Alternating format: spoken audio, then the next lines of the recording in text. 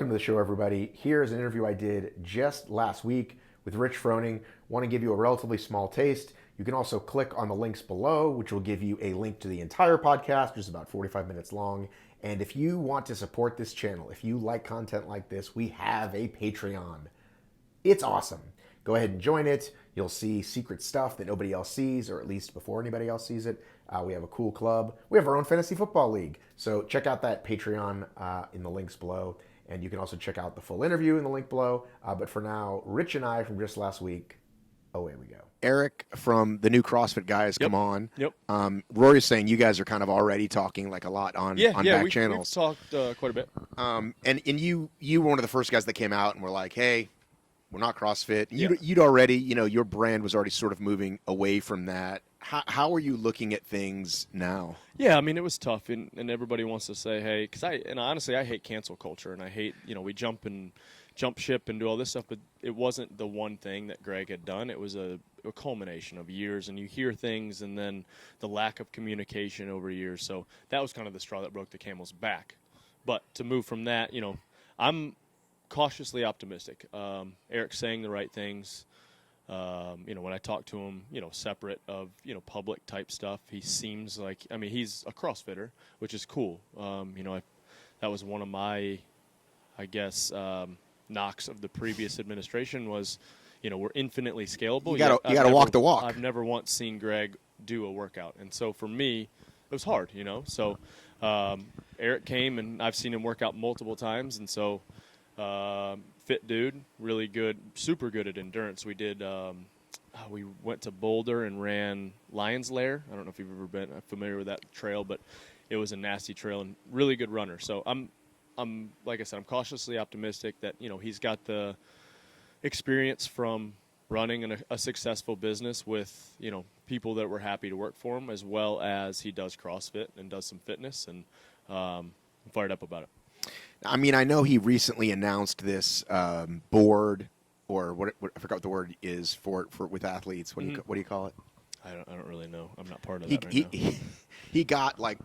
He got some old champions on a board, except it's called something else. I can't think of it. Okay. But before that, were you and Khalipa and some other people like the first calls he made, like, hey, I want to kind of rally the people that mean a lot to this brand? I got a call within, or text within, a couple hours of it becoming official, and I talked to him the day after it became official, or not official, but the day after it was announced that he was going to buy the company, and talked to him for 30 minutes, which is more than I talked to Greg in the previous 10 years. So it was a good start, Even when you were winning every year. Yeah. No, I could tell you, count a handful of times that I talked to Greg, and nothing really meaningful or impactful. So, yeah. I don't want to make this a whole Greg thing. I know he's not been that connected or difficult, but I assume that the guy that's sort of winning every year would be a guy that you would might. I'd every once in a while at an event we were at, just a kind of hi, how you doing type deal, but nothing ever. No, like, hey, what can we do, or where do you think we should, how should this be handled, anything like that. So it's definitely new territory for us, for sure. So, growing this thing here, this thing, I asked Rory, I said, a lot of guys want to just be a coach or take what they're good at as an athlete, and even like they can't even run like a car dealership or a restaurant. Right. What do you think's been the key to your success in growing a real brand? Good people, having a team around that, I get hyper focused on competing. That's, for the past 11 years, it's been my job. And then now having kids, I'm hyper focused on being a dad. So having people that, can pick up those shortfalls or carry, when I'm either hyper focused on the games or like, hey, I'm going to hang with my kids today, having a great group of people, guys and girls, to help along with that. I'm definitely not by myself. So it's been, we've had different people throughout the time. Like certain people were in the beginning and either outgrew their expertise or they just, wanted to move on to something else. So it's just been kind of a, growth and steady growth. And Everybody wants to be a competitor, though. Everybody wants to win in business. What are you doing Oh, differently? Yeah, honestly, I think it's giving people, looking at the business as, all right, we have separate compartments: online training, apparel, thank you, media, whatever, and allowing people to kind of take some ownership in it and run it how they think it should be ran within reason, as long as it aligns with what we believe and our values are faith, family, fitness, and service. So as long as we're doing whatever they're trying to run, however they're trying to run it, as long as they're, touching on those things, then we're good. And obviously we have, any major decisions are ran by us or me or Brian or Rory or whoever is in charge at the time. And it's been good. Honestly, for so long, we in the beginning we had Yvette. She kind of ran it from the beginning, and then it kind of outgrew what she was doing. She had a full-time job, so she stepped down, and then I tried to run it for a couple years. It was just too much stress, too much just going on.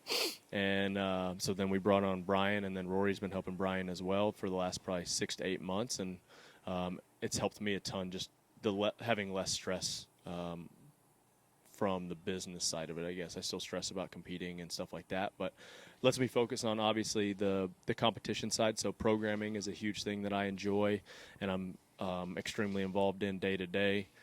Media, obviously, we come up with some ideas, but usually I'm in the video, so there's that. And then, day to day, Josh runs the gym, and then I help some with apparel, but Dre's been great on that lately. So, how many business meetings and/or conference calls do you have a week? Honestly, not a week. Usually every 2 weeks we'll sit down and have a meeting. We have a ton of emails like, hey, we got to do this. Like Jake just texted me, we got to finalize programming for the next couple of weeks. Tomorrow, you're fine. Tomorrow and Thursday and Friday, we got to do a couple hour video sessions. You're good. Wipe it off. Get a baby wipe. Oh, in there. Couple hour video sessions for the online stuff we're doing. We're planning an elk hunting trip next weekend, and we're going to try to film that. So it'll be our first kind of true outdoor video, so it'll be a little bit different, but it'll be fun. Some fitness involved because it's elk. Where do you go hunt elk? We're going to Colorado, and we're doing with archery. So this will be Real hunting. Real hunting. None of this like blow them away with a right. machine gun type situation. No, we definitely won't be blowing anything away with the machine gun. Well, some folks, that's hunting. Yeah. Yep, no, we're going to go, like I said, bow hunting, pretty much roughing it, so it'll be a fun trip. It's awesome. 2 years ago, we went out to Montana, didn't see an elk after the first day, but hiked probably 10 to 13 miles a day, anywhere in that range. It was like 60-plus miles throughout the week, and came back. It was awesome. I just felt great, being out in the woods, no cell phone service, no nothing. It was awesome. Obviously, your accessibility is a big part of this whole thing. Mm-hmm. People relate to you. Right. You're a down-to-earth guy. How do you decide when to sort of turn the camera off? Because there's got to be a separation somewhere. Yeah, it's hard for me, honestly, because I'm not a super, or was not a super public person, or I don't like to be the center of attention.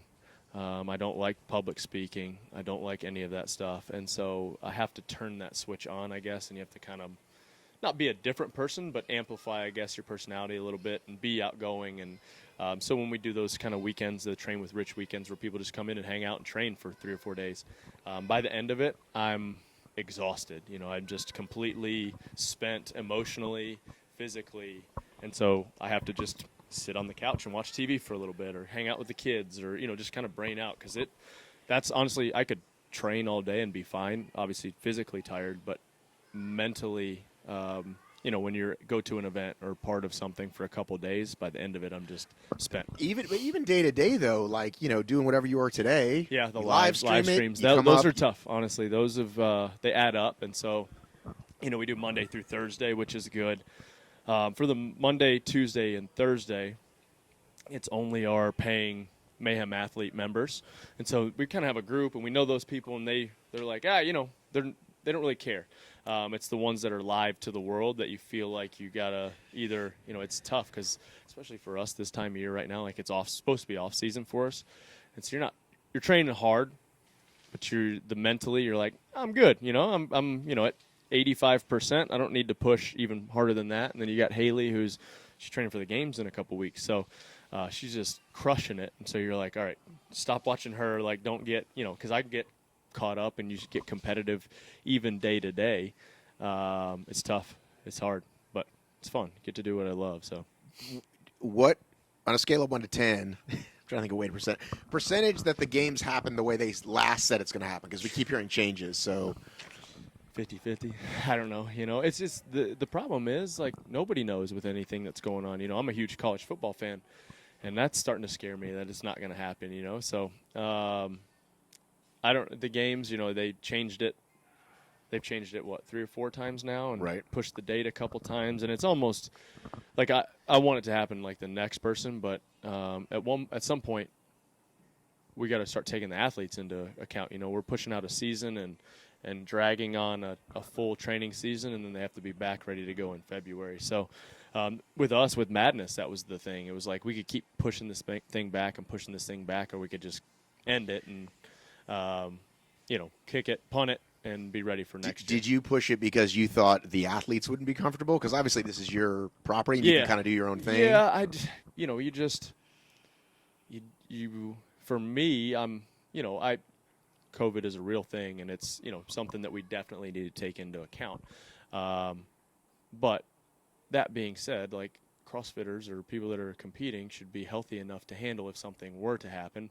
But if something were to happen, you've got teams in and somebody gets it, then everybody's quarantined, and so you got, say you're for us, it would have been 8 days into the competition and somebody tests positive, and then the team that's in the lead has to quarantine and can't compete. So it's just kind of like, all right, like, there's too many unknown variables right now. Right. We're having a lot of teams that couldn't get in the country because they were overseas, and so it's just like the risk didn't outweigh the reward. Right. And so wasn't going to happen. So it sucks. It's frustrating.